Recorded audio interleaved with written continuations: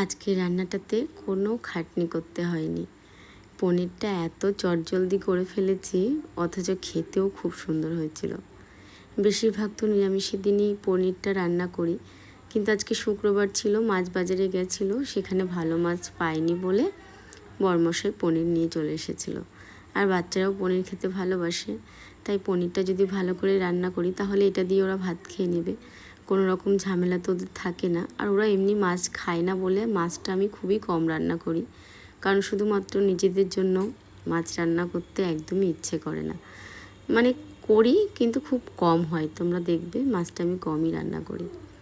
পনিরটা নিরামিষ করে আজকে রান্না করেছি, কোনো রকম পেঁয়াজ রসুন দিইনি। ইচ্ছেই ছিল যে আজকে এইভাবে খাবো, খেয়ে দেখবো কেমন লাগে। বাটার পনির তো খেয়েছি, সেখানে আদা বাটা, রসুন বাটা, পেঁয়াজ বাটা দিয়ে করেছি, সত্যি দারুণ লাগে বাটার পনির খেতে। কিন্তু আজকে বাটারটা দিয়ে নিরামিষ করেই করেছিলাম। পেস্ট করেছিলাম পোস্ত, কাজু আর লঙ্কা, আর একদিকে একটু টক দই। আর পুরো রান্নাটা আজকে বাটার দিয়েই করেছি। তো মশলাটা প্রথমে একটু ভাজা ভাজা করে নিয়ে তারপর টক দইটা দিয়ে আর একটু ভেজে নিলাম। আর জিরের গুঁড়ো দিয়েছিলাম, একটু ধনে গুঁড়ো দিয়েছিলাম, আর ফোড়নেতে গোটা গরম মশলা দিয়েছিলাম। আর কোনো মশলা দিইনি, একটু গরম মশলা দিয়ে ঝোলটা ভালো করে ফুটিয়ে নিয়েছিলাম। তারপর পনিরগুলো দিয়ে নামিয়ে নিয়েছিলাম। হলুদ তো দেয় না এই রান্নাটাতে, তবু আমরা কেমন লাগে হলুদ না দিলে, তাই 1 চিমটি হলুদ দিয়েছিলাম। আর ডাল আমি জানি যে এরকমভাবে রান্না করলে ডালের দরকার পড়বে না, কারণ ওইটাই একটু মাখা মাখা করে খেতে দারুণ লাগবে, তাই আজকে ডাল করিনি।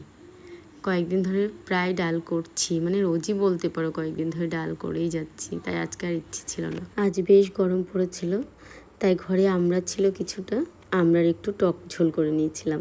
পাতলা ঝোল খেতে বেশ ভালোই লাগে। আর এই সবজিটাকে তো এখন কুন্দ্রি বলি, ছোটোবেলায় এগুলোকে আমি ভাবতাম যে তেলেকুচির পাতার যে ফলগুলো হয় ওগুলোকে ছোটোবেলায় আমরা কেস্তল বলতাম। তো ওই কেস্তল দেখতে আর এই সবজিটা দেখতে কিন্তু প্রায় একই রকম। আমি গুলিয়ে ফেলতাম, আর মা যখন রান্না করতো এটা, তখন আমি বলতাম যে আমি এটা খাবো না, এটা তো জঙ্গলের ফল। তো বড় হওয়ার সঙ্গে সঙ্গে বুঝতে পারলাম যে না, ওটা একটা ফল আর এটা একটা সবজি, এটা খাওয়া যায়। আর এটা কিন্তু গরম গরম ভাজা খেতে দারুণ লাগে।